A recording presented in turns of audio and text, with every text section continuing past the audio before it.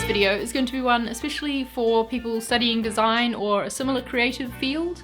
We're going to talk about doing a design thesis or research project. The way a design thesis works is going to differ depending on what university you go to, but I do have some advice to share on choosing a topic and doing the research that's fairly general, and I hope you'll find it useful or at least just interesting. For the sake of context, in my last year of university is when we did our research project, and it was called a major project and it basically consumed our whole year.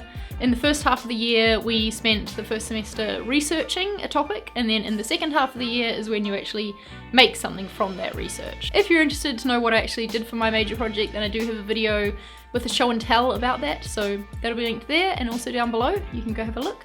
For now though, let's get into some advice. So, choosing the topic for your research project can be really scary because it feels like you're committing to the one thing that's going to consume your brain and your life for the whole rest of the year, and that can be really difficult. Sometimes your university might give you a set of guidelines that you should use to choose your topic. Mine did. We had like some keywords, which I can't for the life of me remember what they were now, but I do remember that it helped us a starting point to start thinking from. After all, constraints breed creativity, and you cannot think outside of the box if you've not got a box to start with. I think my best advice for choosing a topic would be to look at your own life and keep an eye out for any problems that you or your friends and family experience that could be interesting to start researching and looking into why and how they occur.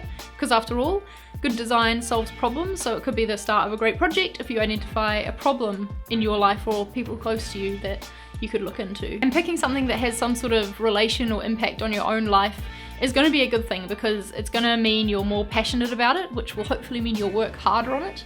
And maybe that will be the thing that pushes you through when you're hitting, the walls that you will hit throughout your research project, because it is a big thing and it's a big thing to work on, and so that's going to be expected. So the more passionate you are about your topic, the more inclined you will be to push through that and keep going. Your topic will likely evolve over time, so please don't worry about picking the exact perfect thing to start with.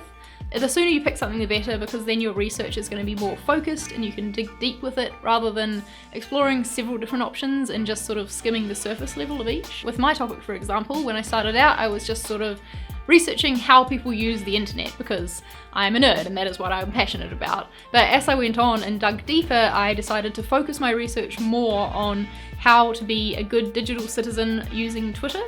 That sounds really confusing, but it'll make more sense if you've seen my video about my project, so again, that'll be linked down below. But the point is that even though researching is technically the next step, you will need to do some research to refine and choose your topic. So when you have an idea that you think might be good, start doing a bit of like Googling and article reading, talk to people about it. You basically just want to make sure there's enough depth there to really dig into and make a good project from. So if you start looking into your topic and it just raises even more questions, then that is definitely a good thing. Right, researching. Researching can be a bit of a beast, especially when you're used to doing assignments that are more about making things than they are about reading things. My university really encouraged us to do a bunch of different kinds of research because that helps you to look at your topic from a bunch of different angles. So do the usual article reading and like fact-based research, but then also do things like interviewing people and collecting imagery to do with your topic and looking for themes in it. Try and do some user testing, observing people interacting or encountering the problem that your topic is focused on. Even do some qualitative research on yourself and your own experiences. There's something called autoethnographic research that might come in handy here that I did a lot of during my project, and I'll link down below to some more information about that that'll explain it much better than I can. Are there any particular sounds that relate to your project? Are there certain words that you keep finding always being used when people talk about it or you read about it? Pull them out and explore why they're used all the time. My point is there are many different ways to research, and you should try as many of them as possible to try and look at your topic from as many angles as possible, because it's all going to come in handy. Researching will consume your life, that is to be expected. You'll find yourself following little tangents of interesting bits and pieces, and I would definitely recommend going down them and just seeing where they lead. By the end of the research period, you will feel like you know your topic inside and out, and yet you will also feel like there is a lot more to learn, and that is completely normal. It's really important to be open-minded when you're doing your research, and I would recommend not thinking too much about what you're actually going to design from all of this, because that could influence your research and it could close your mind to certain things, like, subconsciously. So don't worry about that just yet, because what you design is meant to come from your research, so it will happen naturally with the more research that you do. So So when it comes to designing, generally, for people who don't know yet, the brief for major projects, research projects, are generally pretty open. It's not prescriptive about what exactly you should design, and that is because it's your research that should inform what you're going to design. So when you're going through the research stage, when you come to the end of it, you will find that when you look at your research, you get plenty of ideas of what things you could make that goes along with this topic or solves this problem. And it is the point of the research to inform the design, so it won't just be random. Obviously it will likely be something that relates to your skills because you are getting a degree in this thing after all, but it is good to use it as a chance to try something new as well. Like for mine, I learned how to hand print a newspaper using a TERPS transfer method. That's not something I ever thought I'd be doing, but it was pretty fun, if slightly stressful. Try and use your research to inform every single part of your project as much as possible.